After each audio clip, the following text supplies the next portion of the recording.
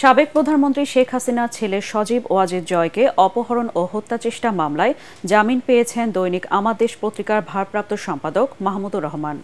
ঢাকা মহানগর দায়রা জজ শামস জগরুল হোসেন তার জামিন আবেদন মঞ্জুর করেন। গত রোববার পল্টন থানার এই মামলায় সিএমএম আদালতে আত্মসমর্পণ করে জামিন চান মাহমুদুর রহমান। আদালত জামিন আবেদন নামঞ্জুর করে সেদিন তাকে কারাগারে পাঠিয়ে দেয়।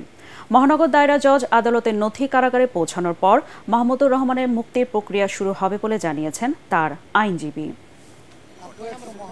এই মামলায় আসলে ওনার বিরুদ্ধে তেমন কোনো অভিযোগই ছিল না। এটা একটা হাস্যকর মামলা। এই পুরো মামলার চার্জশিটে এফআইআরে ওনার নাম ছিল না, এজাহারে ওনার নাম ছিল না।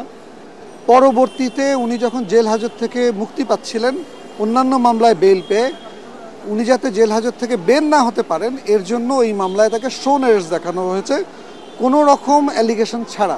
মাহমুদুর রহমান সাহেব আজকে জামিন পেয়েছেন এই মামলায়।